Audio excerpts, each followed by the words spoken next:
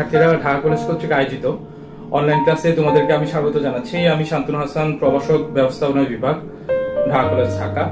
আজকে আমি অনার্স চতুর্থ বর্ষের ইন্টারন্যাশনাল ট্রেড বা আন্তর্জাতিক বাণিজ্য বিষয়ের সপ্তম অধ্যায় নিয়ে আলোচনা করব। ইস্যুস অফ ইন্টারন্যাশনাল ইকোনমিক্স বা আন্তর্জাতিক অর্থনীতির কিছু বিষয় নিয়ে এখানে আলোচনা করব, যেখানে IMF, ওয়ার্ল্ড ব্যাংক এবং ওয়ার্ল্ড ট্রেড অর্গানাইজেশন WTO নিয়ে এই চ্যাপ্টারে বলা আছে। তো আজকে আমি এই চ্যাপ্টার থেকে মূলত তিনটি বিষয় নিয়ে বিস্তারিত আলোচনা করব। প্রথম, তোমাদের এখানে যেটা বলা আছে সেটা হচ্ছে ব্রিটেন উডস সিস্টেম নিয়ে বলা আছে, ওইটা নিয়ে আলোচনা করব। তারপর ব্রিটেন উডস এই সিস্টেমের যে দুটি সংস্থা, ওয়ার্ল্ড ব্যাংক এবং IMF, এই দুটি নিয়ে বিস্তারিত আলোচনা করব। ওয়ার্ল্ড ব্যাংক কি, ওয়ার্ল্ড ব্যাংকের মূল উদ্দেশ্য এবং ওয়ার্ল্ড ব্যাংকের কার্যাবলী এবং বিশ্ব অর্থনীতিতে ওয়ার্ল্ড ব্যাংকের ভূমিকা, এটা নিয়ে আলোচনা করব। তারপরে আমি IMF এর মূল লক্ষ্য, উদ্দেশ্য এবং IMF কেন গঠিত হয়েছে, তার কার্যাবলী, এগুলো নিয়েও আলোচনা করব। তো এই হচ্ছে আমার আজকের আলোচ্য বিষয়। তো আমি এই তিনটা টপিক নিয়ে আজকে আলোচনা সাজিয়েছি। তো আসো আমরা কথা না বাড়িয়ে প্রথম যে টপিক সেটাতে চলে যাই। সেটা হচ্ছে ব্রিটেন উডস সংস্থা যেটা আছে সেটা নিয়ে আলোচনা। তো এই ব্রিটেন উডস সংস্থা এটা ব্রিটেন উডস সিস্টেম সেটা নিয়ে আমার বলতে হয় যে, আমরা যদি একটু গল্পের ছলেই বলি যে, যখন হিটলার কর্তৃক 1939 সালের 1 সেপ্টেম্বর দ্বিতীয় বিশ্বযুদ্ধ, যখন হিটলার কর্তৃক পোল্যান্ড আক্রমণের মাধ্যমে দ্বিতীয় বিশ্বযুদ্ধ যখন শুরু হয়, এই দ্বিতীয় বিশ্বযুদ্ধ চলাকালীন সময়ে বিশ্বের যেই রাজনীতিবিদ ছিলেন এবং বিভিন্ন পর্যায়ে যারা মন্ত্রী এবং গুরুত্বপূর্ণ ব্যক্তিবর্গ বা অর্থনীতিবিদ যারা ছিলেন, তারা বিশ্ব অর্থনীতিতে এই যুদ্ধ পরবর্তী যে অবস্থা সেটা কিভাবে মোকাবেলা করা যায় সেটা নিয়ে তারা চিন্তা করতে থাকে। এবং এই যুদ্ধ পরবর্তী অবস্থা মোকাবেলা করার জন্য এই যে যুদ্ধ বিধ্বস্ত যেই ভঙ্গুর যে ইউরোপের অর্থনীতি, ইউরোপের প্রত্যেকটা দেশই যুদ্ধের কারণে ধ্বংসস্তূপে পরিণত হয়েছিল। ফ্রান্স, জার্মানি, ইতালি থেকে শুরু করে প্রত্যেকটা দেশই এই দ্বিতীয় বিশ্বযুদ্ধের প্রভাবে ভঙ্গুর অর্থনীতিতে পরিণত হয়েছিল। তো এই যুদ্ধ পরবর্তী ইউরোপের দেশগুলো কিভাবে এগুলোকে পুনর্গঠন করা যাবে এবং এদের অর্থনীতিকে কিভাবে ঢেলে সাজানো যাবে, এই নিয়ে ব্যাপক বিস্তর গবেষণা শুরু হয় এবং সেটা নিয়েই চিন্তার ফলস্বরূপই পরবর্তীতে আমাদের এই ব্রিটেন উডস সম্মেলন, এবং এই ব্রিটেন উডস সম্মেলনে প্রায় 45টা দেশের প্রতিনিধিগণ এই ব্রিটেন উডস সম্মেলনে অংশগ্রহণ করে। এবং এই ব্রিটেন উডস সম্মেলনের 1944 সালে জুলাই 1 থেকে 22 জুলাই পর্যন্ত এখানে দফায় দফায় এই সম্মেলনে অনেক গুরুত্বপূর্ণ বিষয় নিয়ে আলোচনা করা হয়। এবং এই সম্মেলনের এই ব্রিটেন উডস যে সম্মেলন, এই সম্মেলন থেকেই আমার এই ওয়ার্ল্ড ব্যাংক এবং IMF, এই ওয়ার্ল্ড ব্যাংকের দুইটি সংস্থা বের হয়ে আসে এবং বিশ্ব পরবর্তী ভঙ্গুর যেই অবকাঠামো, এটার উন্নয়ন এবং আর্থিক সহযোগিতা করার জন্য এই দুইটা সংস্থা দাঁড় করানো নিয়ে 45টা দেশ ঐকমত্য হয়। এবং আমরা জানি যে যুক্তরাষ্ট্রের নিউ হ্যাম্পশায়ারের এখানে ব্রিটেন উডস একটা জায়গা। এই ব্রিটেন উডসে মাউন্ট ওয়াশিংটন হোটেলে তোমার এই সম্মেলনটি অনুষ্ঠিত হয়। তো সেই কারণেই এটাকে আমরা এই সম্মেলন থেকেই, যেহেতু IMF এবং ওয়ার্ল্ড ব্যাংকের উৎপত্তি হয় সেই 1944 সালে, তো সেই কারণে এই IMF এবং ওয়ার্ল্ড ব্যাংকে আমরা ব্রিটেন উডস সংস্থাও বলি। সম্মেলন হয়, এই সম্মেলনে বিশ্বের নেতৃবৃন্দ, 45টা দেশের নেতৃবৃন্দ একত্রিত হয়ে সিদ্ধান্ত গ্রহণ করে যে যুদ্ধ পরবর্তী এই বিশ্বকে পুনর্গঠন এবং অর্থনীতির পুনরুদ্ধারের জন্য অবশ্যই আর্থিক সহায়তা প্রয়োজন, এবং এই সহায়তা এই দুইটা সংস্থা থেকে আসবে। এবং এই দুইটা সংস্থা ওয়ার্ল্ড ব্যাংক এবং IMF এই দুইটা নামে চলে আসে। তো ওয়ার্ল্ড ব্যাংক গঠনের পিছনে যেই উদ্দেশ্য এবং IMF গঠনের পিছনে যে উদ্দেশ্য, এখানে দুইটি প্রতিষ্ঠান গঠনের উদ্দেশ্য প্রায় কাছাকাছি। যে বিশ্ব অর্থনীতিতে, যুদ্ধ পরবর্তী বিশ্ব অর্থনীতিকে ঢেলে সাজানোর জন্য আর্থিক সহায়তা দান করার জন্য এই দুইটা প্রতিষ্ঠানকে দাঁড় করানো হয়। এবং এই ব্রিটেনুস সম্মেলনের আগে এই ওয়ার্ল্ড ব্যাংক এবং IMF এই দুইটি সংস্থা গঠন করা যায় এই নিয়ে স্বপ্ন দেখেছিলেন দুইজন। একজন হচ্ছে ব্রিটেনের, আমরা এখানে লিখেছি, জন ম্যানার্ড কেনেস, এবং দ্বিতীয় জন হচ্ছে US এর হ্যারি ডেক্সটার হোয়াইট। তো এই জন ম্যানার্ড কেনেস এবং হ্যারি ডেক্সটার হোয়াইট এই দুজনই হচ্ছে ওয়ার্ল্ড ব্যাংক এবং IMF এর স্বপ্নদ্রষ্টা, এবং তাদের এই চিন্তার ফলপ্রসূতিতেই আমরা এই ব্রিটেনুস সম্মেলন থেকে এই দুটা সংস্থা গঠনের পক্ষে 45টা দেশের ঐক্যমত্যে পৌঁছানো, এবং পরবর্তীতে এই ব্রিটেনুস সম্মেলনের ফল হিসাবে আমরা ওয়ার্ল্ড ব্যাংক এবং IMF গঠিত হতে দেখি। তো আমরা যদি প্রশ্ন করি যে ওয়ার্ল্ড ব্যাংক এবং IMF কখন গঠিত হয়, তো এখানে ওয়ার্ল্ড ব্যাংক এবং IMF গঠনের প্রতিষ্ঠা কাল হবে 1944 সালে, এবং এইখানে স্পেসিফিক কোনো মাস দিয়ে এটাকে ডিক্লারেশন করা যাবে না। এখানে অনেক বই লেখা আছে জুলাই, অনেক বই লেখা আছে ডিসেম্বর। তো এটা 1944 সালে IMF এবং ওয়ার্ল্ড ব্যাংক এই দুটি প্রতিষ্ঠানই গঠিত হয়, এবং এই দুটি প্রতিষ্ঠানের সদর দপ্তর দুটি প্রতিষ্ঠানেরই ওয়াশিংটন ডিসিতে। এবং ওয়ার্ল্ড ব্যাংক এবং IMF এর ক্ষেত্রে নীতি নির্ধারণের ক্ষেত্রে আমরা ওয়ার্ল্ড ব্যাংকের ক্ষেত্রে এখানে প্রেসিডেন্ট নির্বাচিত হয় সবসময় যুক্তরাষ্ট্র থেকে, এবং ওয়ার্ল্ড ব্যাংকের এই প্রেসিডেন্টের মেয়াদ থাকে হচ্ছে 5 বছর, এবং ওয়ার্ল্ড ব্যাংকের সর্বোচ্চ চাঁদাদানকারী প্রতিষ্ঠানও হচ্ছে যুক্তরাষ্ট্র। তো এই ওয়ার্ল্ড ব্যাংক প্রতিষ্ঠিত হওয়ার পরে এই ওয়ার্ল্ড ব্যাংক আনুষ্ঠানিকভাবে তোমার কার্যক্রম শুরু করা হচ্ছে 27 ডিসেম্বর, ঠিক এক বছর পরে 27 ডিসেম্বর 1945 সাল থেকে ওয়ার্ল্ড ব্যাংক তার কার্যক্রম শুরু করে, প্রাতিষ্ঠানিকভাবে এর কার্যক্রম শুরু করার অনুমতি পায় 1945 সালে। তো প্রশ্ন হতে পারে কেন 1944 সালে গঠিত হয়ে 1945 সালে কার্যক্রম শুরু করে? উত্তর খুব সহজ, কারণ আমরা জানি যে 1944 সালে তোমার যুদ্ধ চলছিল, দ্বিতীয় বিশ্বযুদ্ধ। এই দ্বিতীয় বিশ্বযুদ্ধ যেটা অ্যাডলফ হিটলার পোল্যান্ড আক্রমণের মাধ্যমে শুরু করেছিলেন 1939 সালের 1 সেপ্টেম্বর। এই যুদ্ধ তোমার শেষ হয় হচ্ছে 1945 সালের 2 সেপ্টেম্বর। হিটলার মারা যাওয়ার পরে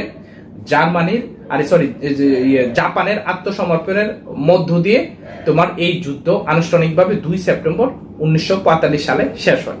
তো 2 সেপ্টেম্বর 1945 সালে যখন যুদ্ধ শেষ হয়ে যায়, তার ঠিক 2 মাস পরেই 27 ডিসেম্বর 1945 সালে এই ওয়ার্ল্ড ব্যাংক আনুষ্ঠানিকভাবে তার কার্যক্রম শুরু করে, এবং এর ঠিক পরের বছর 1946 সালের জুন মাসে ওয়ার্ল্ড ব্যাংক এখানে তার এই যে ঋণদান কার্যক্রম, যে ভঙ্গুর অর্থনীতি ইউরোপের যে দেশগুলা, এই অর্থনীতির দেশগুলাকে ঋণদান কার্যক্রমটাও সে শুরু করে এর পরের বছর।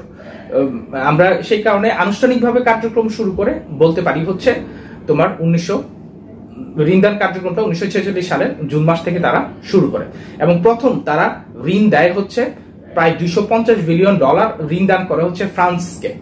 তো ইউরোপের এই যে যুদ্ধ বিধ্বস্ত যে অর্থনীতি, এই অর্থনীতিকে পুনরুদ্ধার করার জন্যই মূলত ওয়ার্ল্ড ব্যাংক গঠন করা হয়েছিল, এবং ওয়ার্ল্ড ব্যাংকের মূল উদ্দেশ্য ছিল যে যুদ্ধ পরবর্তী এই বিধ্বস্ত বিভিন্ন দেশগুলা যারা যুদ্ধের কারণে আক্রান্ত, তাদের এই অবকাঠামোগত উন্নয়নের জন্য যেই অর্থের সহায়তা দরকার হবে, এই অর্থের সাহায্যকারী বা সরবরাহকারী প্রতিষ্ঠান হবে হচ্ছে এই ওয়ার্ল্ড ব্যাংক। এবং এই ওয়ার্ল্ড ব্যাংকের পাশাপাশি তোমার এখানে IMF ও কাজ করবে। তো IMFটাও সেম, এখানে ওয়ার্ল্ড ব্যাংকের যেই মূলধন সেটা তার সদস্যদের চাঁদার মাধ্যমে সংগৃহীত হয়। ঠিক আইএমএফ এর ক্ষেত্রে এখানে আইএমএফ দেখা গেছে যে ওয়ার্ল্ড ব্যাংক থেকেও একটু ব্যতিক্রমী কাজ করে, সেটা হচ্ছে আইএমএফ ব্যক্তি খাত থেকেও অর্থ সংগ্রহ করে বেসরকারি বিভিন্ন প্রকল্পে তারা বিনিয়োগ করে থাকে। তো সেই কারণে আমরা এখানে আইএমএফ এর ক্ষেত্রে বলে থাকি যে আইএমএফটা বিভিন্ন দেশের মধ্যে আর্থিক সরবরাহ বা লেনদেন এর ভারসাম্য বজায় রাখা এবং বিভিন্ন দেশের এই সুদের হার বা এখানে আমরা যে এক্সচেঞ্জ রেট আছে, তো এই এক্সচেঞ্জ রেট ঠিক রাখা এবং মূল্যের যাতে অর্থের যাতে অবমূল্যায়ন না হয় সেই দিকে খেয়াল রাখা। তো এইসব উদ্দেশ্য নিয়েই এবং বিভিন্ন বৈদেশিক বিনিয়োগ বিভিন্ন দেশগুলোতে উৎসাহিত করা এবং বিভিন্ন খাত খুঁজে খুঁজে বের করে এই বৈদেশিক বিনিয়োগ বিভিন্ন দেশ থেকে এই বৈদেশিক বিনিয়োগগুলা ওইখানে নিয়ে যাওয়া এবং এই বিনিয়োগ পরবর্তী ওইখান থেকে তাদের সুদ এবং জামানত স্বরূপ ওই দেশ থেকে তোমার অর্থ আদায় করা। তো এই কাজগুলো সাধারণত আইএমএফ করে থাকে। তো আইএমএফ এর এইসব কার্যাবলী আমরা একটু পরে করব। আমরা প্রথম যে বিষয়টা নিয়ে আলোচনা করব সেটা হচ্ছে আমাদের ওয়ার্ল্ড ব্যাংক। তো আমরা এখন এতক্ষণ যে আলোচনা করেছি, এতক্ষণের আলোচনা থেকে আমরা মোটামুটি এখানে ওয়ার্ল্ড ব্যাংক ব্রিটেন উডস যেই সম্মেলন হয়েছিল এটা নিয়ে একটু আমরা আলোচনা চালিয়ে যাচ্ছিলাম। ওয়ার্ল্ড ব্যাংক নিয়ে এটা একটু নিচে পড়ে গেছে। তো এটা নিয়ে আমরা যদি বলতে চাই যে এই যে ব্রিটেন উডস যে সিস্টেমের কথা বলা হয়েছে, আমরা আসলে সিস্টেম বলতে এখানে অনেকগুলো ইন্টার রিলেটেড এবং ইন্টার ডিপেন্ডেন্ট অ্যাক্টিভিটিসের সমন্বয়কে বলি, যেটা একটা পরিকল্পনা নিয়ে একই সূত্রে গ্রন্থিত করা হয় যাতে একটা উদ্দেশ্য সাধন করা যায়। তো এই ব্রিটেন উডস সিস্টেমের মূল যে ইন্টারলিঙ্ক এবং ইন্টারডিপেন্ডেন্ট কাজগুলো ছিল সেটা হচ্ছে ওয়ার্ল্ড ব্যাংক এবং আইএমএফ। ওয়ার্ল্ড ব্যাংকের ভিতরে মোট পাঁচটা সংস্থা মিলে ওয়ার্ল্ড ব্যাংক গঠন করা হয় যাতে এইখানে অর্থ সংক্রান্ত সর্বপ্রকমের সমস্যা এখানে সমাধান করা যায়। তো আমরা এই কারণেই ব্রিটেন উডস সিস্টেম এখানে সিলেবাসে দেওয়া আছে যে এই সিস্টেমের আউটকাম হচ্ছে দুটি জিনিস, একটা হচ্ছে ওয়ার্ল্ড ব্যাংক এবং আরেকটি হচ্ছে আইএমএফ। তো আমরা এখন এই ওয়ার্ল্ড ব্যাংক নিয়ে আলোচনা শুরু করব। তো আমরা আলোচনা করছিলাম হচ্ছে ওয়ার্ল্ড ব্যাংক নিয়ে। তো আমরা বলেছি যে ওয়ার্ল্ড ব্যাংক 5টি অঙ্গ সংস্থা নিয়ে গঠিত। তো এই ওয়ার্ল্ড ব্যাংকের মূল আলোচনাতে যাওয়ার আগে ওয়ার্ল্ড ব্যাংক আমরা বলেছি যে ওয়ার্ল্ড ব্যাংক হচ্ছে দ্বিতীয় বিশ্বযুদ্ধ পরবর্তী ইউরোপের যে ভঙ্গুর অর্থনীতি অবকাঠামো এটার উন্নয়নের জন্য ওয়ার্ল্ড ব্যাংক গঠিত করা হয় এই ব্রিটেন উডস সম্মেলনের মাধ্যমে 45টা দেশের অংশগ্রহণ এবং সম্মতিতে, এবং সেটা কাজ করা শুরু করে হচ্ছে 27 ডিসেম্বর 1945 সাল থেকে। তো এই বিশ্ব ব্যাংক যে পরিচালিত হয়, এখানে বিশ্ব ব্যাংকের এই পরিচালনার জন্য সর্বোচ্চ পরিচালনা পর্ষদ আছে। তো এই সর্বোচ্চ পরিচালনা পর্ষদ প্রত্যেকটি সদস্য রাষ্ট্র থেকে একজন করে এখানে সদস্য নিয়ে এবং একজন বিকল্প সদস্য নিয়ে প্রত্যেক সদস্য রাষ্ট্র থেকে এখানে পরিচালনা পর্ষদ গঠন করা হয় এবং এই পরিচালনা পর্ষদই ওয়ার্ল্ড ব্যাংকের পরিচালনায় অংশগ্রহণ করে। এছাড়াও 24টি দেশের সদস্য রাষ্ট্র কার্যনির্বাহী পরিচালনা পর্ষদের 24টি পাওয়ারফুল সদস্য রাষ্ট্র কার্যনির্বাহী পরিচালনা পর্ষদের সদস্য, যাদের মাধ্যমে ওয়ার্ল্ড ব্যাংকটা মূলত পরিচালিত হয়। তো ওয়ার্ল্ড ব্যাংকের সর্বোচ্চ যে সংস্থা বা কর্তৃপক্ষ সেটা হচ্ছে আমরা বলি হচ্ছে পরিচালনা পর্ষদ। তো এই পরিচালনা পর্ষদের পরেই হচ্ছে আমরা নির্বাহী পরিচালক মন্ডলী, যেটা 24টা দেশের সদস্যদেরকে নিয়ে গঠিত হয়। তো এই ওয়ার্ল্ড ব্যাংকের এই কাজ পরিচালনার জন্য যে সদস্য দেশগুলো আছে তাদের এখানে পাওয়ার সম্পর্কে যদি আমি বলতে চাই, ওয়ার্ল্ড ব্যাংকের যারা সদস্য রাষ্ট্র সবার ভোট দান করার ক্ষমতা সমান না। যেমন আমরা জাতিসংঘের ক্ষেত্রে জানি যে প্রত্যেকটা সদস্য রাষ্ট্রের একটি করে ভোট থাকে এবং ভেটো প্রদানের ক্ষমতা এখানে মূলত দেখা যায় যে 5টি দেশের আছে। তো ওয়ার্ল্ড ব্যাংকের ক্ষেত্রে এইখানে যাদের চাঁদা প্রদান করার পরিমাণ বেশি সেই সব রাষ্ট্রগুলাই এখানে ভোটদানের ক্ষমতাও তাদের বেশি থাকে। তো সেই কারণে ওয়ার্ল্ড ব্যাংকের নীতি নির্ধারণ করার ক্ষেত্রে যে বেশি চাঁদা দিবে যে দেশগুলা, সেই সব দেশগুলার ভোটিং পাওয়ারটা বেশি হয় এবং সিদ্ধান্ত তাদের অনুযায়ী গৃহীত হয়। যেমন এখানে সর্বোচ্চ চাঁদা প্রদানকারী দেশগুলোর কথা যদি আমি বলি, এখানে যুক্তরাষ্ট্র, যুক্তরাজ্য, জাপান, জার্মানি, চীন, তো তারা এখানে সর্বোচ্চ চাঁদা প্রদানকারী দেশ হিসেবে ওয়ার্ল্ড ব্যাংকে চাঁদা প্রদান করে থাকে এবং তাদের সিদ্ধান্ত অনুযায়ী এখানে ওয়ার্ল্ড ব্যাংকটা পরিচালিত হয়। তো এখানে আমরা ওয়ার্ল্ড ব্যাংক নিয়ে যদি কথা বলতে যাই, ওয়ার্ল্ড ব্যাংক আমরা বলেছি যে ওয়ার্ল্ড ব্যাংক হচ্ছে 5টি সংস্থার সংমিশ্রণে গঠিত হচ্ছে ওয়ার্ল্ড ব্যাংক। ওয়ার্ল্ড ব্যাংক আলাদা কোনো কিছু না, 5টি সংস্থাকে একত্রিত ভাবেই ওয়ার্ল্ড ব্যাংক হিসাবে আমরা দেখে থাকি। তো প্রথম যে সংস্থাটা, তো এইখানে ওয়ার্ল্ড ব্যাংক যখন গঠিত হয়, যখন ওয়ার্ল্ড ব্যাংক গঠিত 1944 সালে যখন আমরা এই ব্রিটেনুর সম্মেলনের মাধ্যমে ওয়ার্ল্ড ব্যাংক গঠনের কথা বলি, তো ওয়ার্ল্ড ব্যাংক যাত্রা শুরু করে হচ্ছে আইবার্ট দিয়ে, বা আইবার্ট এই সংস্থা হিসাবেই ওয়ার্ল্ড ব্যাংক প্রথম যাত্রা শুরু করে। তো আইবার্ট হচ্ছে যে international bank for reconstruction and development, যে আমরা পুনর্গঠন এবং অর্থনৈতিক উন্নয়নের জন্য গঠিত আন্তর্জাতিক ব্যাংক হিসাবে ওয়ার্ল্ড ব্যাংকের যাত্রা শুরু হয়।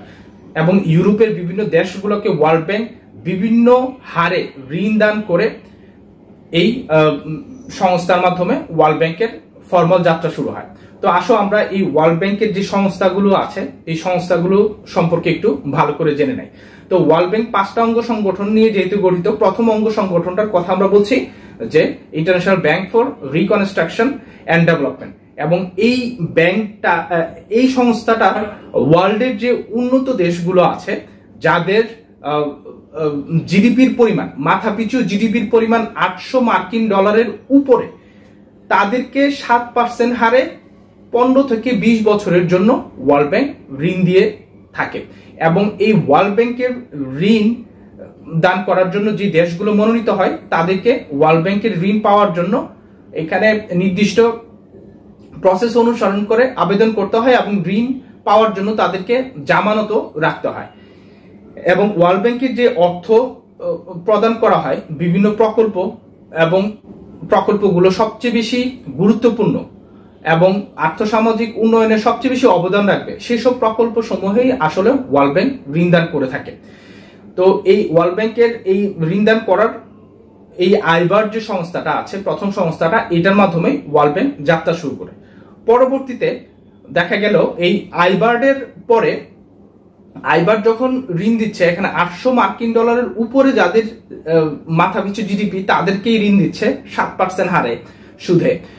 কিন্তু এখানে যারা অনুন্নত দেশ, যাদের মাথাপিছু আয় $800, মাথাপিছু জিডিপি $800 নিচে, তাদের ক্ষেত্রে ঋণ দান করার জন্য এই ওয়ার্ল্ড ব্যাংকের আরেকটি সংস্থা গঠিত হয়, সেটাকে আমরা বলি হচ্ছে আইডিএ, যেটা এখানে আমরা বলি হচ্ছে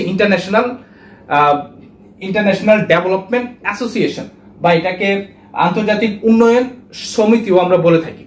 তো এই আন্তর্জাতিক উন্নয়ন সমিতি বা আইডিএ এই $800 নিচে যাদের মাথাপিছু জিডিপি, সেই সব দেশগুলোকে তারা বিনা সুদে ঋণ দিয়ে থাকে, এবং তারা শুধু একটা সার্ভিস চার্জ এই ক্ষেত্রে নিয়ে থাকে 0.75%।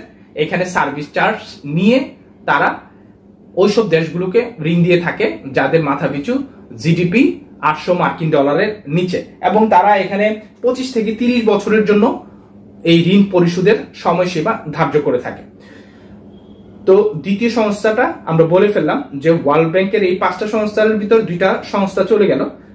3 নম্বর যে সংস্থাটা আছে, 3 নম্বর সংস্থাটা হচ্ছে আমরা এই 2টা সংস্থার পাশাপাশি এখানে আর্থিক সহায়তা প্রদান করার জন্য বিশ্বের দেশগুলোকে আরেকটি সংস্থারও এখানে প্রয়োজন উপলব্ধি হয়। সেটা হচ্ছে এখানে যারা 7% হারে সুদ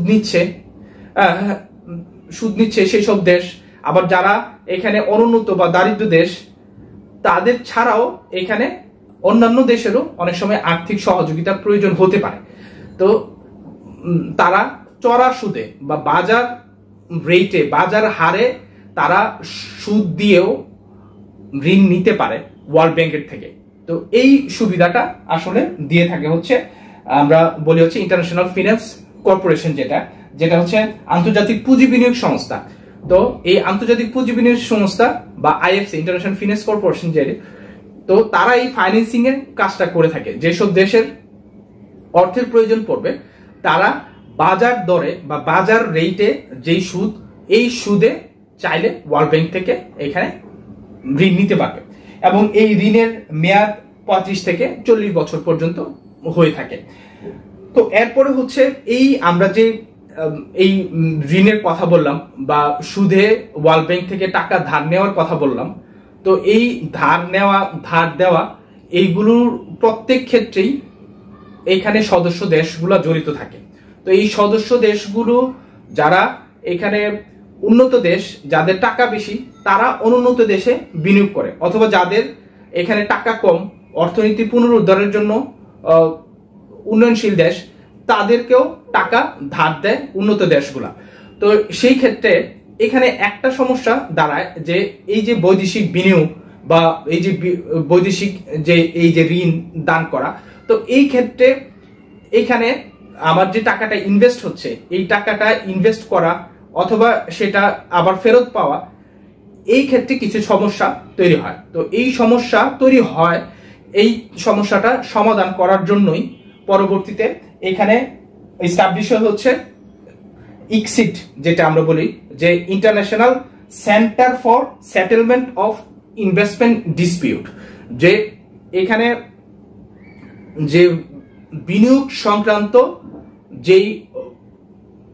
যেই সমস্যা উদ্ভূত হয় বা বিরোধ তৈরি হয়, এই বিনিয়োগ সংক্রান্ত বিরোধ নিষ্পত্তি করার জন্য এই ইন্টারন্যাশনাল সেন্টার হিসাবে ইকসিট 1966 সালে গঠিত হয়। এবং এই ইকসিট দুটি দেশের মধ্যে যে বিনিয়োগ সংক্রান্ত যে বিরোধ, যে আমার দুইটা দেশের ভিতরে, তো এই দুইটা দেশের ভিতরে এই বিনিয়োগ সংক্রান্ত বিরোধ নিষ্পত্তির জন্য এই ইকসিট 1966 সালে প্রতিষ্ঠিত হওয়ার পর থেকে কাজ শুরু করে। এছাড়াও আরেকটা সংস্থা এখানে ওয়ার্ল্ড ব্যাংকের এখানে আছে, সেটা হচ্ছে আমরা মিগা বলি, যে মাল্টিল্যাটারাল ইনভেস্টমেন্ট গ্যারান্টি এজেন্সি, যে বহুপাক্ষিক বিনিয়োগ নিশ্চয়তা সংস্থা, যে এখানে বিভিন্ন লেভেলে, এখানে বেশি, মাঝারি বা কম এই আকারের ঋণ বা বিনিয়োগ হয়ে থাকে, বিভিন্ন দেশে করে থাকে। তো এই যে ঋণ দান করার যে পদ্ধতি, তো এইখানে এই মিগা যে কোনো দেশকে অন্য কোনো দেশে যেখানে বিনিয়োগ হবে, ওই দেশের বিনিয়োগের ক্ষেত্রে নিশ্চয়তা প্রদান করে থাকে যে তারা এই বিনিয়োগকৃত অর্থটা ফেরত পাবে, এবং ওয়ার্ল্ড ব্যাংকের হয়েই বা ওয়ার্ল্ড ব্যাংক হয়েই এই দেশগুলো ওই দেশে বিনিয়োগ করে থাকে। তো সেই ক্ষেত্রে তারা টাকা ফেরত পাওয়ার নিশ্চয়তাটা পেয়ে থাকে। তো বিনিয়োগকারী দেশ এবং যেখানে বিনিয়োজিত হচ্ছে, তো সেই সব দেশ থেকে টাকা উদ্ধার করার ক্ষেত্রে গ্যারান্টি এজেন্সি হিসাবে ওয়ার্ল্ড ব্যাংকটা কাজ করে।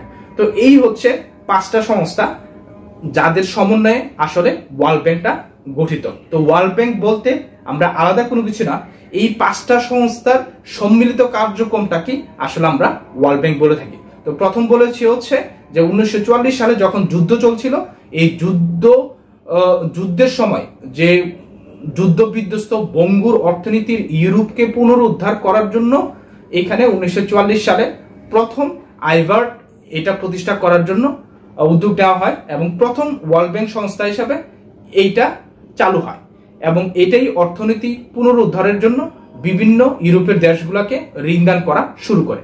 পরবর্তীতে যারা অনুন্নত দেশ, যাদের ঋণ প্রয়োজন কিন্তু তারা সুদ দিতে পারবে না, ঋণের ক্ষেত্রে ঋণ নিলেও এটা সুদ সহ ফেরত দিতে পারবে না, সেই সব দেশের সহায়তা করার জন্য আসে হচ্ছে আইডিএ, ইন্টারন্যাশনাল ডেভেলপমেন্ট অ্যাসোসিয়েশন। তো এই আন্তর্জাতিক উন্নয়ন সংস্থা শুধুমাত্র 0.75% সার্ভিস চার্জে এখানে ওইসব অনুন্নত দেশগুলোকে ঋণ দানের সুযোগ দিয়ে থাকে। এরপরে 3 নম্বর সংস্থা হিসাবে আসে হচ্ছে এখানে উন্মুক্তভাবে বাজার দরে বা বাজারে যে সুদ, সেই সুদ হারে যে কোনো দেশ চাইলে ওয়ার্ল্ড ব্যাংকের থেকে ঋণ নিতে পারবে, এবং এটার জন্য ইন্টারন্যাশনাল ফাইন্যান্স কর্পোরেশন IFC এখানে গঠিত হয় এবং 1956 সালে এইটা কার্যক্রম শুরু করে। এরপরে এখানে এতগুলো অর্থ সংক্রান্ত সংস্থা যেহেতু কাজ করছে, অনেকগুলা দেশের ভিতরে।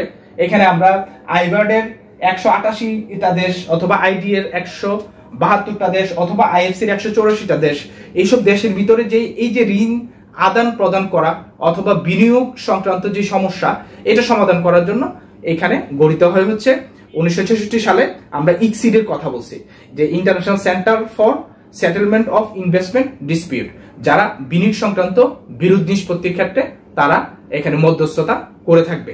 ওয়ার্ল্ড ব্যাংক, এই ওয়ার্ল্ড ব্যাংক এই মধ্যস্থতা সাধারণত করে থাকে। এবং লাস্টে যেটা আমরা বলেছি যে মিগা, ওয়ার্ল্ড ব্যাংক এখানে দ্বিপাক্ষিক গ্যারান্টি সংস্থা হিসেবেও যে টাকা বা বিনিয়োগ যে অর্থটা হয়েছে সেটা ফেরত পাবে ওই দেশ, যেই দেশ অন্য কোনো অনুন্নত বঙ্গুর অর্থনীতি দেশে বিনিয়োগ করছে, এই নিশ্চয়তাটা প্রদান করে হচ্ছে এই ওয়ার্ল্ড ব্যাংকের এই মিঘা এই সংস্থা যেটা আছে সেটা। তো এই 5টা সংস্থা মিলেই আসলে ওয়ার্ল্ড ব্যাংক, এবং এই 5টা সংস্থার কাজই হচ্ছে ওয়ার্ল্ড ব্যাংকের কাজ। তো আমরা যদি এখন এই ওয়ার্ল্ড ব্যাংকের মূল উদ্দেশ্যের দিকে যাই, আমরা এতক্ষণ যে আলোচনা করেছি 5টা সংস্থা, এই সংস্থা থেকেই আমার ওয়ার্ল্ড ব্যাংকের মূল উদ্দেশ্যটা চলে আসবে। তো আমরা আসো একটু ওয়ার্ল্ড ব্যাংকের মূল উদ্দেশ্যটা দেখে নিই। তো এখানে আমি লিখেছি যেমন ওয়ার্ল্ড ব্যাংকের মূল উদ্দেশ্য হচ্ছে, প্রথম উদ্দেশ্যটা ছিল হচ্ছে আমরা আইবার্ড থেকে এটা পেয়েছি যে যুদ্ধ বিধ্বস্ত দেশগুলোর অর্থনীতির পুনর্গঠনে সহায়তা করা, এটা আমরা অলরেডি বলে ফেলেছি। 2 নাম্বার যেটা হচ্ছে উন্নয়নশীল দেশগুলোকে অর্থনৈতিক উন্নয়নের জন্য অর্থ সরবরাহ করা, এটাও আমরা বলেছি। এবং 3 নাম্বার হচ্ছে দরিদ্র ও উন্নয়নশীল দেশগুলোর দারিদ্র্য দূরীকরণ ও টেকসই উন্নয়নের জন্য সাহায্য করা। এই 3টা হচ্ছে ওয়ার্ল্ড ব্যাংক গঠনের মূল উদ্দেশ্য। তো আমরা এই 3টা মূল উদ্দেশ্য অলরেডি আলোচনার ভিতরে চলে আসে, যে ওয়ার্ল্ড ব্যাংকের এই যে 5টা সংস্থার কথা আমরা বলছি যেটা বিভিন্ন সময় গঠিত হয়েছে, এই ওয়ার্ল্ড ব্যাংকের এই 5টা সংস্থা এই 3টা মূল উদ্দেশ্যকে সামনে নিয়েই কাজ করছে। এবং এই ওয়ার্ল্ড ব্যাংকের এই 3টা মূল উদ্দেশ্যকে সামনে রেখেই যেহেতু এই 5টা সংস্থা গঠিত হয়েছে, সেহেতু তাদের কার্যক্রমে এই মূল উদ্দেশ্যগুলোর প্রতিফলন আমরা সবসময় দেখতে পাই। যেমন এখানে আমরা বিভিন্ন এই যে দারিদ্র দেশগুলোর দারিদ্র দূরীকরণ এবং টেকসই উন্নয়নে ওয়ার্ল্ড ব্যাংকের বিভিন্ন ধরনের আমরা প্রকল্প দেখে থাকি। তো এই ওয়ার্ল্ড ব্যাংকের বিভিন্ন প্রকল্পগুলো যেমন প্রাইমারি লেভেলে এখানে নারী শিশুদের শিক্ষাদান করা, অথবা এখানে জন্ম নিয়ন্ত্রণের বা এখানে থার্ড ওয়ার্ল্ড কান্ট্রি যে অত্যধিক জনসংখ্যার এই যে পরিবার পরিকল্পনার যেই প্রকল্পগুলো সবগুলো সাধারণত এই টেকসই উন্নয়নের জন্য ওয়ার্ল্ড ব্যাংকের পক্ষ থেকেই নেওয়া হয়ে থাকে। তো এই হচ্ছে ওয়ার্ল্ড ব্যাংকের মূল লক্ষ্য উদ্দেশ্য। তো এই লক্ষ্য উদ্দেশ্য কেন্দ্র করেই এই ওয়ার্ল্ড ব্যাংকের কাজগুলো সাজানো হয়। তো আমরা যদি এখন ওয়ার্ল্ড ব্যাংকের কাজগুলোতে যাই, আমরা যেহেতু 5টা সংগঠনের আইডিয়া জেনে ফেলেছি, তো কাজগুলো আমাদের ক্ষেত্রে সহজ হয়ে যাবে। তো ওয়ার্ল্ড ব্যাংকের যে কাজগুলো, প্রথম যে কাজটা তোমরা যদি সেটাতে যাও, অনুন্নত উন্নয়নশীল দেশের বিভিন্ন প্রকল্পে আর্থিক সহায়তা প্রদান করা। যে অনুন্নত এবং উন্নয়নশীল এই দেশগুলোর বিভিন্ন প্রকল্পে ওয়ার্ল্ড ব্যাংক সহায়তা করে থাকে। যেমন আমরা এখানে প্রকল্প যদি বলি, যেমন বাংলাদেশের যে মেঘা প্রকল্পগুলো ছিল, এই মেঘা প্রকল্পগুলোতে ওয়ার্ল্ড ব্যাংকের সহায়তা ছিল। এই পদ্মা সেতুতেও আমাদের ওয়ার্ল্ড ব্যাংকের সহায়তার কথা ছিল, কিন্তু বাংলাদেশ সরকার পদ্মা সেতু নিজ অর্থায়নে করছে, এটা আমাদের কাছে গর্বের বিষয়। তো এইভাবে ওয়ার্ল্ড ব্যাংক এই যে বিভিন্ন বিশ্বের যেই বড় বড় আমরা যদি বলি যে হাইড্রোলিক ড্যাম থেকে শুরু করে এখানে সেতু, ব্রিজ, রাস্তাঘাট অথবা এখানে ফ্লাইওভার নির্মাণ, এগুলোর ক্ষেত্রে ওয়ার্ল্ড ব্যাংক সাধারণত এই প্রকল্প ভিত্তিক ঋণ প্রদান করে থাকে, অনুদান না ঋণ প্রদান করে থাকে। এবং ঋণের হারও আমরা বলেছি যে 7%, এবং এখানে শুধুমাত্র চার্জ দিয়ে ঋণ প্রদান করে থাকে। এরপর হচ্ছে ওয়ার্ল্ড ব্যাংকের দ্বিতীয় কাজ যেটা আছে, ছোট বড় জরুরি এবং উপযোগী প্রকল্প সমূহে অগ্রাধিকার ভিত্তিতে তারা নির্বাচন করে সেখানে অর্থায়ন করে থাকে। তো ওয়ার্ল্ড ব্যাংকের এটা হচ্ছে দ্বিতীয় কাজ। এখানে ছোট হোক বড় হোক, এখানে জরুরি অথবা অগ্রাধিকার ভিত্তিতে যে প্রকল্পগুলো সেইগুলা ওয়ার্ল্ড ব্যাংক এখানে তাদের কাছে যে আবেদনগুলো পড়ে সেগুলো থেকে তারা বাছাই করে যেটা সবচেয়ে অগ্রাধিকার ভিত্তিক প্রকল্প, সেটাতে তারা আগে এখানে তাদের ঋণগুলো দিয়ে থাকে। যেমন এখানে আমরা বলতে পারি যে ওয়ার্ল্ড ব্যাংকের এখানে পরিবেশ সংরক্ষণের জন্য বনায়ন অথবা এখানে দূষণ কমানোর জন্য ওয়ার্ল্ড ব্যাংকের এখানে যে ফান্ড সেগুলো বিভিন্ন দেশগুলো পেয়ে থাকে, বাংলাদেশও পেয়েছে। তো এই কারণেই আমরা এখানে এই কাজটাও ওয়ার্ল্ড ব্যাংক করে থাকে, দেখে থাকি। তৃতীয় কাজটা যেটা আছে, সদস্য দেশসমূহের পুঁজি বিনিয়োগের সুবিধা সৃষ্টি করে পুনর্গঠন ও উন্নয়নে সহায়তা করা। যে ওয়ার্ল্ড ব্যাংকের যে সদস্য দেশগুলো আছে, এই ওয়ার্ল্ড ব্যাংকের সদস্য দেশগুলোতে বিভিন্ন উন্নত দেশগুলো পুঁজি বিনিয়োগ করতে উৎসাহিত করে ওয়ার্ল্ড ব্যাংক, এবং পুঁজি বিনিয়োগের সুযোগ সৃষ্টি করে তাদের যে বঙ্গুর অর্থনীতি সেটাকে পুনর্গঠন এবং উন্নয়নে ওয়ার্ল্ড ব্যাংক সরাসরি অর্থ সহায়তা দিয়ে সাহায্য করে থাকে। অনেক দেশ আছে যাদের পুনর্গঠন এবং অর্থনৈতিক উন্নয়নের জন্য অর্থের প্রয়োজন। তো এই অর্থটা সাধারণত ওয়ার্ল্ড ব্যাংক এবং ওয়ার্ল্ড ব্যাংকের বিভিন্ন যারা চাঁদাদানকারী প্রতিষ্ঠান তাদের মাধ্যমে গঠিত মূলধন থেকে দিয়ে থাকে। এরপর হচ্ছে সদস্য দেশ সমূহের বিদেশি বেসরকারি পুঁজি বিনিয়োগ সম্প্রসারিত করা, এবং যেসব দেশ ওয়ার্ল্ড ব্যাংকের সদস্য সেসব দেশে বিদেশি পুঁজি বিনিয়োগটাকে সম্প্রসারণ করার কাজটাও ওয়ার্ল্ড ব্যাংক করে থাকে। ওয়ার্ল্ড ব্যাংক বিভিন্ন অনুন্নত বা উন্নয়নশীল দেশগুলোতে তারা নিজেরাও বিভিন্ন প্রকল্পে অর্থায়ন করার জন্য ওই দেশগুলোকে উৎসাহ দিয়ে থাকে, এবং ওয়ার্ল্ড ব্যাংকের বিভিন্ন প্রজেক্ট তারা নিজেরাও ফান্ডিং করে বিভিন্ন উন্নয়নশীল দেশের আর্থিক অবস্থা অথবা বিনিয়োগের ক্ষেত্র সম্প্রসারণের ক্ষেত্রে সুযোগ তৈরি করে। যেমন আমরা বাংলাদেশের ক্ষেত্রে, যেমন বাংলাদেশের 100টা স্পেশাল ইকোনমিক জোন হওয়ার কথা, তো এইসব ক্ষেত্রে আমরা এখন ওয়ার্ল্ড ব্যাংকের মাধ্যমে বিভিন্ন দেশ থেকে ওইসব স্পেশাল ইকোনমিক জোনগুলোতে আর্থিক সহায়তা পেতে পারি, বা বিভিন্ন সুদে আমরা ঋণ পেতে পারি বিভিন্ন দেশগুলো থেকে।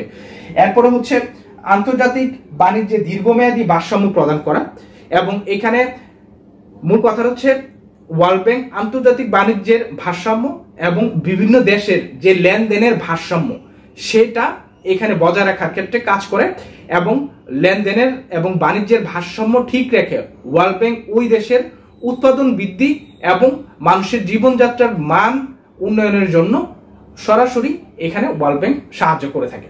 তো আমরা এখানে আমরা বলছি যে এখানে বাণিজ্যের যে ঘাটতি সেটা যাতে না হয়, অথবা লেনদেনের যে ঘাটতি দুইটা দেশের ভিতরে সেটা যাতে না হয়, সেই ক্ষেত্রে ওয়ার্ল্ড ব্যাংক বিভিন্ন ধরনের বিনিয়োগ উৎসাহিত করে।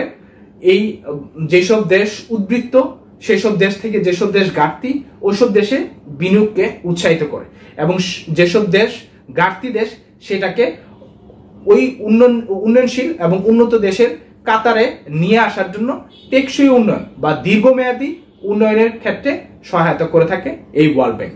তো এই হচ্ছে ওয়ার্ল্ড ব্যাংকের আমাদের কাজ। আমরা এখানে ওয়ার্ল্ড ব্যাংকের 5টা কাজের কথা আলোচনা করে শেষ করছি, এবং এখানে আরেকটা টপিক ছিল হচ্ছে যে বিশ্ব ব্যাংকের বা ওয়ার্ল্ড ব্যাংকের ঋণদান পদ্ধতি। তো আমরা বিশ্ব ব্যাংক বা ওয়ার্ল্ড ব্যাংকের ঋণদান পদ্ধতি রাষ্ট্রীয় পর্যায়ে বিশ্ব ব্যাংক বা ওয়ার্ল্ড ব্যাংকের দুই ধরনের ঋণদান পদ্ধতি আমরা সাধারণত দেখে থাকি। একটা হচ্ছে আমরা এখানে বলেছি যে আইবার্ডের মাধ্যমে যে 7% হারে তারা 15 থেকে 20 বছরের জন্য যাদের মাথাপিছু আয় $800 মাথাপিছু জিডিপি $800 উপরে তাদেরকে ঋণ দিয়ে থাকে ওইসব দেশগুলোকে। আর দ্বিতীয় পর্যায়ে যারা অনুন্নত দেশ যাদের মাথাপিছু জিডিপি $800 নিচে সেই সব দেশগুলোকে বা সেই সব রাষ্ট্রগুলোতে সাধারণত দ্বিতীয় পর্যায়ের ঋণটা, যেটা শুধুমাত্র 0.75% হারে যে সার্ভিস চার্জের বিনিময়ে তারা এই ঋণটা দিয়ে থাকে। এখানে 25 থেকে 30 বছর মেয়াদী এই ঋণটা তারা সাধারণত দিয়ে থাকে। এই হচ্ছে ওয়ার্ল্ড ব্যাংকের মূল উদ্দেশ্য এবং কার্যাবলী নিয়ে আলোচনা।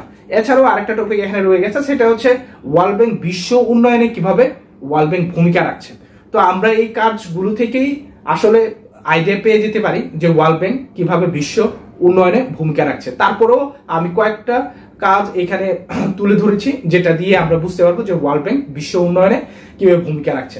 তো প্রথমে আসো এখানে আমরা যদি বলি যে অর্থনৈতিক উন্নয়নে ওয়ার্ল্ড ব্যাংকের ভূমিকা, প্রথম হচ্ছে বিভিন্ন উন্নয়ন প্রকল্পে ঋণদান করা। ওয়ার্ল্ড ব্যাংক বিভিন্ন উন্নয়ন প্রকল্পে ঋণদান করে বিশ্ব অর্থনৈতিক উন্নয়নে ভূমিকা রাখছে। তো বিভিন্ন উন্নয়ন প্রকল্পে ঋণদান করা, যেমন উন্নয়ন প্রকল্প বলতে আমরা যদি বলি যে রাস্তা, আমি যে কোনো একটা দেশের রাস্তা করে দিলাম, যে কোনো একটা দেশে ব্রিজ করে দিলাম, কালভার্ট করে দিলাম, অথবা আমার এখানে যমুনা সেতুর মতো বিশাল বড় এই সেতু করে দিলাম, অথবা এখানে ঢাকা শহরের কুড়িল ফ্লাইওভার, অথবা যে এমআরটি রোড, অথবা আমরা বিভিন্ন দেশের যে মেট্রো রেল গুলা দেখি। তো এইগুলাতে বিশ্ব ব্যাংক যদি অর্থায়ন করে তাহলে ওই দেশের উন্নয়ন হবে। তো সেই ক্ষেত্রে এইসব প্রকল্পে বিশ্বব্যাংক সাধারণত ঋণদান করে ওইসব দেশের উন্নয়নে সহযোগিতা করে থাকে। এরপরে হচ্ছে আমরা যদি বিশ্বব্যাংকের অর্থনৈতিক উন্নয়নের ভূমিকার কথা বলি, যে খাতওয়ারি সমন্বয়ে ঋণ প্রদানও করে থাকে। বিশ্বব্যাংক দেখা যায় যে খাতওয়ারি সমন্বয় ঋণ, যেমন সামাজিক উন্নয়নের যে খাতগুলো আছে সেই খাতে, অথবা শিক্ষা ব্যবস্থার উন্নয়নে এইখানে এই খাতে, তো ওয়ার্ল্ড ব্যাংক এইভাবে খাতওয়ারি ঋণ দান করে থাকে। যেমন আমরা এসডিজির কথা জানি, এখানে এসডিজি যে 8টা গোল, তো এখানে 8টা খাত আছে, এই খাতওয়ারিও ওয়ার্ল্ড ব্যাংক বিভিন্ন দেশগুলোকে ঋণ দান করে থাকে।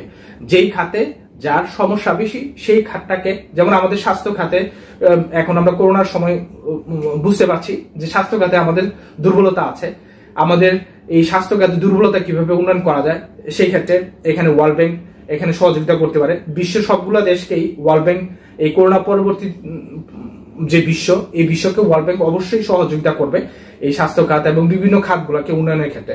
এবং বাংলাদেশে আমরা প্রযুক্তি ক্ষেত্রে এগিয়ে গেছি, যেসব দেশের প্রযুক্তি ক্ষেত্রে এখনো উন্নয়ন হয়নি, এই 4-5 মাস যে করোনাকালীন সময় বন্ধ চলছে, এই বন্ধের সময়ে অনেক দেশেই শিক্ষা ব্যবস্থা প্রায় বন্ধ হয়ে গেছে, কিন্তু বাংলাদেশে মাননীয় প্রধানমন্ত্রী শেখ হাসিনার উদ্যোগে এই যে ডিজিটাল বাংলাদেশের যে স্বপ্ন, এইটা বাস্তবায়ন হওয়ার কারণে আমরা এই যে তোমাকে অনলাইন ক্লাস নিচ্ছি এবং তোমরা অনলাইন ক্লাসে অন্তত কিছুটা হলেও তোমাদের যে ক্ষতিটা আছে সেটা পুষিয়ে নিতে পারছো। তো এইভাবে এই বিভিন্ন প্রযুক্তি ক্ষেত্রে সহায়তা দান করে অথবা শিক্ষার ক্ষেত্রে সহায়তা দান করে আমার এই প্রকল্প ভিত্তিক ঋণ দান করে ওয়ার্ল্ড ব্যাংক একটা দেশের সামগ্রিক উন্নয়নে সহায়তা করে থাকে। এরপর হচ্ছে 3 নম্বর যেটা আছে, অবকাঠামোগত পুনর্বিন্যাসেও সহায়তা করে বা ঋণ দান করে সহায়তা করে থাকে। অবকাঠামোগত পুনর্গঠন, যে একটা দেশের অবকাঠামো পুনর্গঠন যদি করতে যায়, এখানে প্রচুর পরিমাণে বিনিয়োগের বা অর্থের প্রয়োজন পড়ে। তো এই অবকাঠামো উন্নয়নের ক্ষেত্রে, অবকাঠামো আমরা তো রাস্তাঘাট, বিদ্যুৎ, পানি, এগুলো তো জানি। এছাড়াও এখানে অবকাঠামোগত উন্নয়নের ক্ষেত্রে ওয়ার্ল্ড ব্যাংক, এখানে আমরা যদি সরাসরি বলি যে যেসব দেশের যেটা প্রয়োজন, যেমন বাংলাদেশ নদীমাতৃক দেশ, তো এই ক্ষেত্রে বাংলাদেশের নদী ভাঙ্গনের ক্ষেত্রে অথবা এখানে বন্যা কবলিত এলাকাগুলোতে যাতে বন্যা যে ক্ষয়ক্ষতি সেটা কম হয়, তো সেই ক্ষেত্রে কিভাবে স্থায়ী বাঁধ নির্মাণ করা যায়, তো এইসব ক্ষেত্রে ওয়ার্ল্ড ব্যাংক প্রকল্প ভিত্তিক ঋণ দান করে অথবা এখানে অবকাঠামো উন্নয়ন করে, এখানে যাতে দ্রুত পানি সরে যেতে পারে, পানি যাতে জমাটবদ্ধ হয়ে এখানে বন্যা পরিস্থিতি বা দুর্ভোগ যাতে না বাড়ে, সেই ক্ষেত্রে ওয়ার্ল্ড ব্যাংক সহযোগিতা করতে পারে এই অবকাঠামোগত উন্নয়নের ক্ষেত্রে। এরপরে হচ্ছে আমরা 4 নম্বর যদি বলি, পরিবেশ উন্নয়ন সংক্রান্ত ঋণও ওয়ার্ল্ড ব্যাংক দিয়ে থাকে। পরিবেশ উন্নয়ন সংক্রান্ত ঋণের কথা যদি আমরা বলি, যে পরিবেশ উন্নয়ন সংক্রান্ত ঋণ বলতে এখানে যে বিভিন্ন জায়গাতে বনায়ন অথবা এখানে কৃষি ক্ষেত্রে উন্নয়ন অথবা এখানে গবাদি পশু অথবা এখানে গ্রিন টেকনোলজি ইউজ করে দূষণ কমিয়ে আনা, এই ক্ষেত্রে ওয়ার্ল্ড ব্যাংক কাজ করে থাকে। ওয়ার্ল্ড ব্যাংকের বিভিন্ন প্রজেক্টের মাধ্যমে কিভাবে পরিবেশ দূষণ কমিয়ে বনায়নের মাধ্যমে অক্সিজেনের মাত্রা বাড়িয়ে গ্রিন হাউস এফেক্ট কিভাবে দীর্ঘায়িত করা যায় বা যাতে এর প্রভাবটা না পড়ে 100-200 বছর এটাকে পিছিয়ে দেওয়া যায়, ওয়ার্ল্ড ব্যাংকের বিভিন্ন এখানে প্রজেক্ট আছে। তো এই প্রজেক্টের মাধ্যমে ওয়ার্ল্ড ব্যাংক সাধারণত এই গাছ লাগানো অথবা কৃষি ক্ষেত্রে ব্যাপক সম্প্রসারণের মাধ্যমে এই কাজগুলো সাধারণত করে ওই দেশের অর্থনৈতিক উন্নয়নে বা বিশ্বের অর্থনৈতিক উন্নয়নে ওয়ার্ল্ড ব্যাংক সহায়তা করে।